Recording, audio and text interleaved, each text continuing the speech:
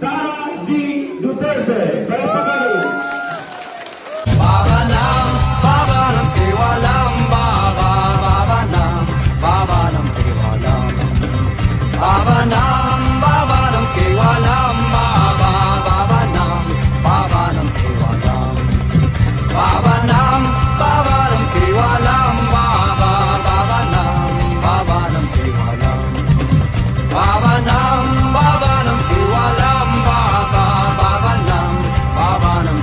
tiwalang, baba ng tiwalang. Baba ng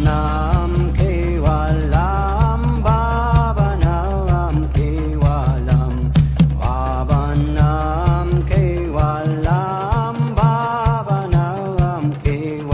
tiwalang.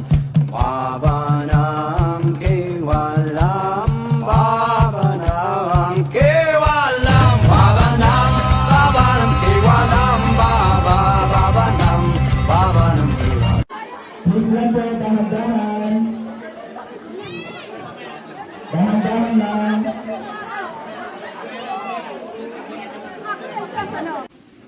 Sir, talikod ko. Para magmukhang kami si Madam. Okay, picture.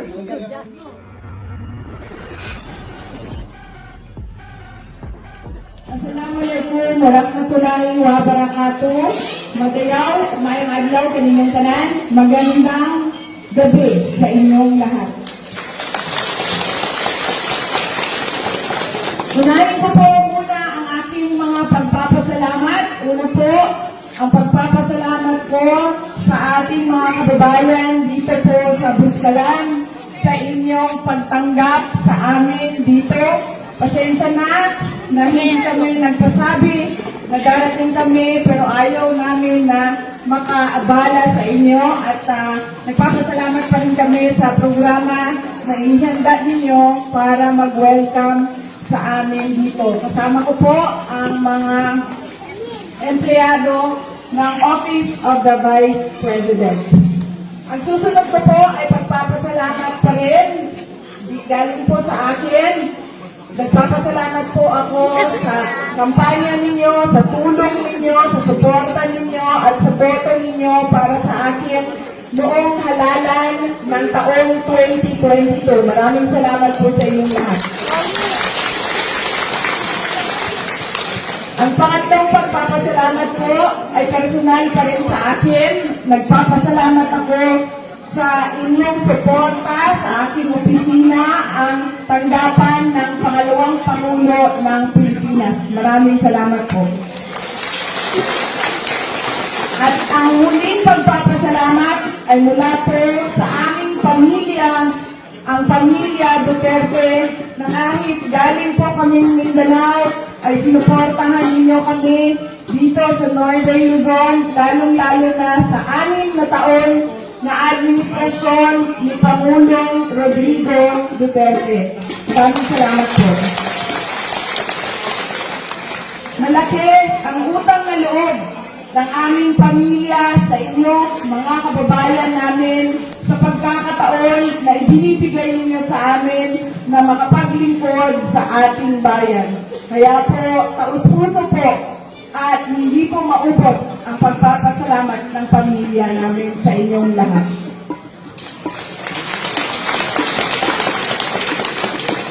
Noong nakaraang linggo ay nabigyan po kami ng pagkakataon dahil kami ay nakatanggap ng imbitasyon na bumisita sa mga malalayong lugar doon sa Bicol Region o Region 5. Ngayon namang linggo na ito ay nagpapasalamat kami sa Diyos dahil nabigyan kami ng pagkakataon na bumisita dito sa inyo sa Buskalan, Kalinga.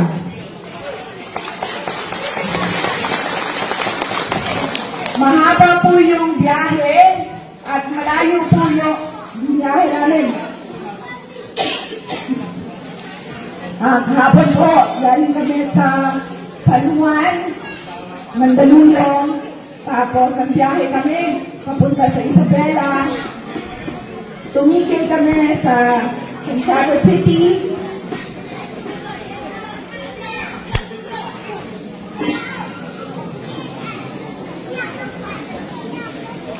Tumigil kami sa Santiago City, Isabela, at binisita namin yung mga kaibigan namin doon na sa Isabela na tumutulong at kaibigan ng pamilya namin at kaibigan ng opisina ng Vice President.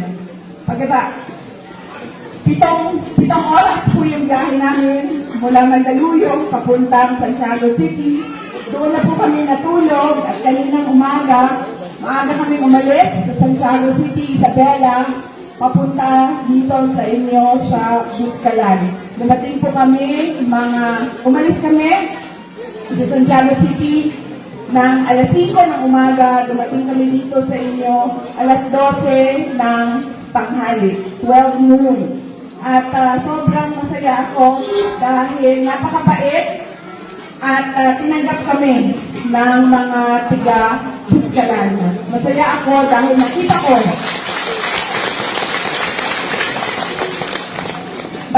ko yung resiliency ng inyong lugar dito sa Buscalan. At nakikita ko yung pagkakaisa at pagtutulungan ninyo para sa inyong komunidad, lalo-lalo na sa mga bisita na gustong makita ang inyong lugar at makilala si Apo Wangud.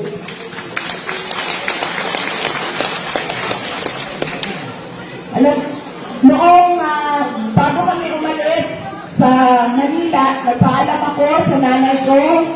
Sabi ko sa kanya, pupunta kami ng Kalinga.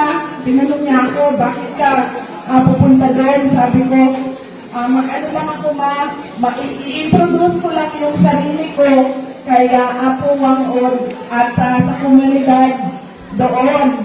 At sinabi ng nanay ko, sabi niya, kilala ko si Apo Wangud, wag mo nang dagdagan ang mga tato mo. Yan ang sinabi ng nanay ko.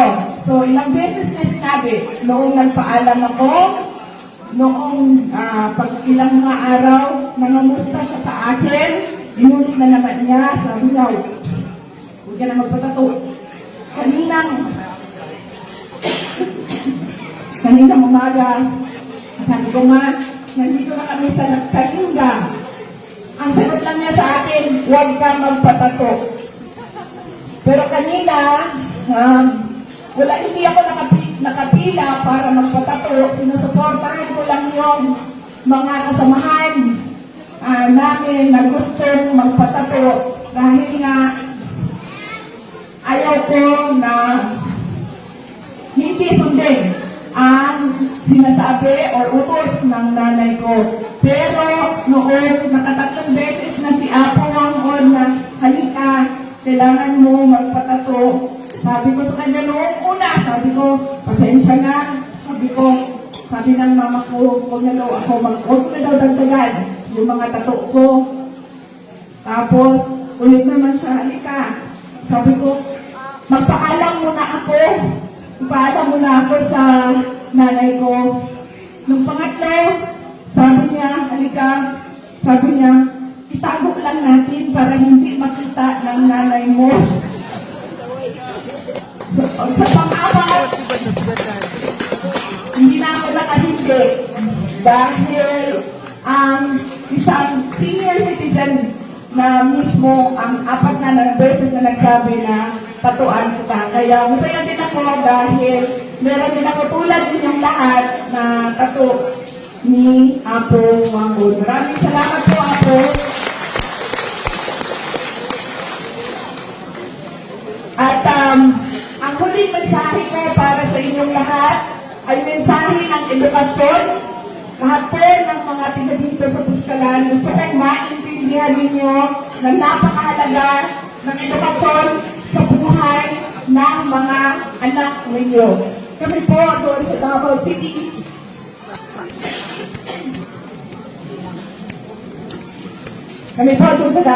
Bago po ako bumaba as mayor, Natapos namin ang City College of Davao. 70% or 80% ng aming mga estudyante sa City College of Davao ay miyembro ng iba't ibang indigenous tribes ng Davao City.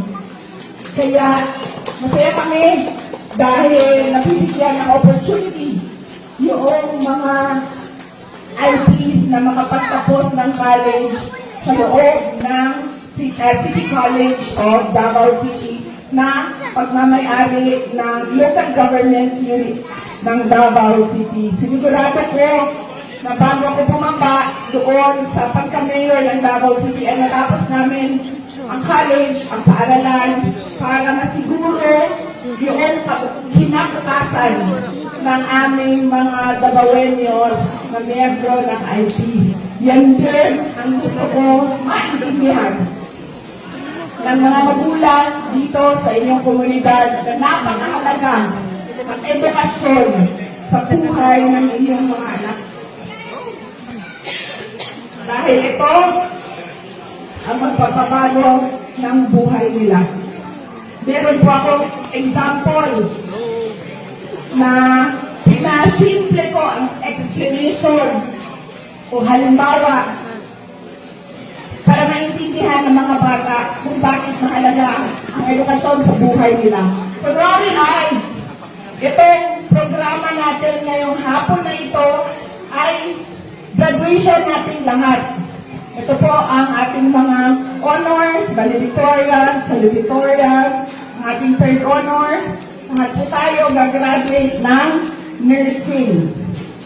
Graduate tayo lahat ng nursing. Nakapagtapos tayo ng nursing. Meron tayong isang classmate na galing sa may kaya na pamilya. Yung kanilang pamilya, may hardware, may pharmacy, may grocery, may piggery, walang problema ang pera. Pasok lang ng pasok sa negosyo ang pera. Ang anak nila, walang problema. Bayad ang tuition, may kinakain araw-araw, meron siyang mga gamit sa paaralan na kailangan niya. Meron tayong isang classmate galing sa pamilya na naghihirap. Ang kanyang tuition, inuutang ng mga magulang niya para mabayaran. Ang kanyang pagkain, minsan meron, minsan walang kain, pumapasok sa paaralan. Walang gamit, walang libro, nanghihiram lang sa mga classmates ng gamit sa paaralan at mga libro. Pero, sa araw na ito, ng graduation natin ng nursing, walang mayaman, walang mahirap. Bakit? Dahil pareho tayong lahat dito nakapagtapos ng nursing. Ibig sabihin, kung yung nakapagtapos na galing sa mahirap na pamilya, ay pareho na ang oportunidad niya na makapagtrabaho bilang nurse sa isang graduate na galing sa mahirap na pamilya. Pareho na silang pwede mag-apply sa hospital, pareho na silang pwede maging nurse. Wala nang mayaman, wala nang mahirap. Pareho na sila. Kaya napakahalaga na maintindihan yun ng ating mga anak. Yan ang magpapabago sa buhay nila. Ulitin ko, masaya ako na nakasama ko kayo ngayong gabi, kayong lahat ngayong gabi dito sa Buskalan at nagpapasalamat ako sa pagtanggap ninyo dito sa amin. Magandang gabi, maraming salamat sa inyong lahat.